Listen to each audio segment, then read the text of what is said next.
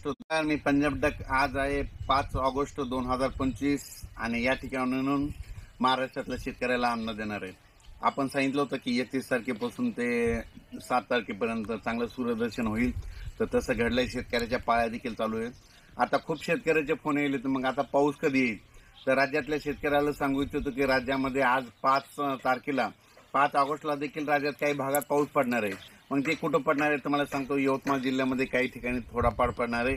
त्याच्यानंतर सोलापूर जिल्ह्याकडे आहे, सांगली जिल्ह्याकडे आहे, इकडं मंगसुळी कर्नाटक तिकडं आहे, तिकडं देखील आहे. म्हणजे आज देखील सोलापूर जिल्हा, सांगली जिल्हा, कोल्हापूर, शिरोळ कारखाना त्या परिसरामध्ये एक आज पाऊस पडणार आहे. म्हणजे 5 ऑगस्टला तिकडल्या भागात थोडा पाऊस आहे. पण राज्यात मग आता पाऊस कधी येणार आहे? तर राज्यातल्या सर्व शेतकऱ्याला सांगू इच्छितो की तुम्ही काय करा, आणखीन 1-2 दिवस कामं करायला वेळ आहे. मग आता पाऊस कधी येणार आहे?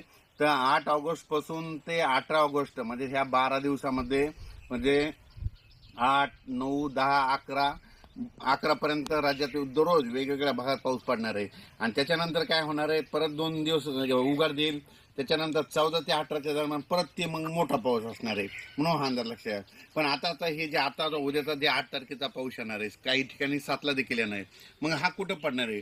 तर राज्यातल्या सर्व शेतकऱ्याला सांगू इच्छितो की सुरुवातीला आपण काय करू, हा पाऊस ज्या भागात पडला नाही त्या भागात पडणाऱ्या शेतकऱ्याला समाधान भेटणार आहे. मग सांगायचं झालं तर आपण काय करू, सुरुवातीला घेऊ यवतमाळ जिल्हा. यवतमाळ जिल्ह्याकडे चांगला पाऊस पडणार आहे.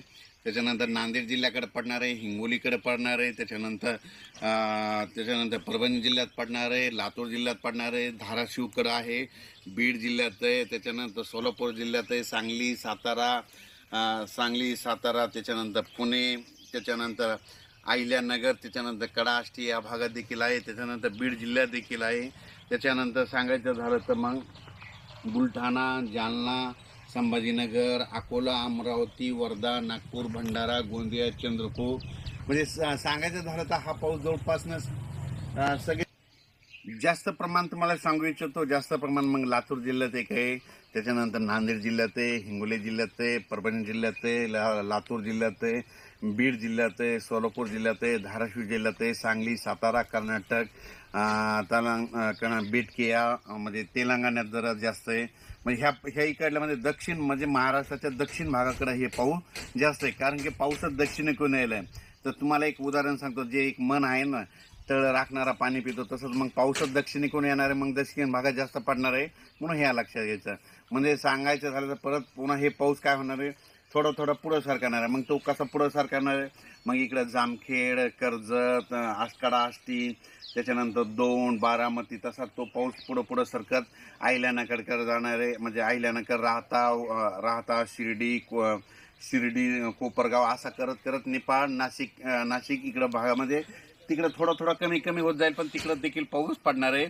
आणि पिकाला मात्र जीवदान ठरणारा हा पाऊस पडणार आहे, म्हणून अंदाज लागण्याचा. आणि कोपरगावच्या शेतकऱ्याचे खूप फोन आले की आमच्या भागामध्ये कोपरगाव, राहता, शिर्डी, श्रीरामपूर या भागामध्ये पाऊस कमी पडलेला आहे.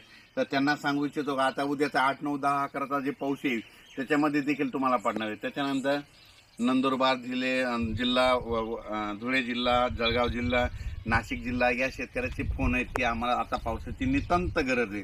तर त्यांना देखील हे 8, 9, 10, 11चा पाऊस त्यांना देखील चांगला म्हणजे पिकाला जीवदान ठरणार असा पडणार आहे, म्हणून हा अंदाज आहे. पण जास्त पाऊस मात्र दक्षिण महाराष्ट्राकडे राहणार आहे. दक्षिण म्हणजे महाराष्ट्राच्या दक्षिण भागाकडून जरा जास्त राहणार आहे. आणि त्याच्यानंतर जे 14 ते 18च्या दरम्यान येणार आहे ती मात्र संपूर्ण महाराष्ट्रामध्ये मागे जशी परिस्थिती झाली ना, समजा पूर परिस्थिती, तसं ती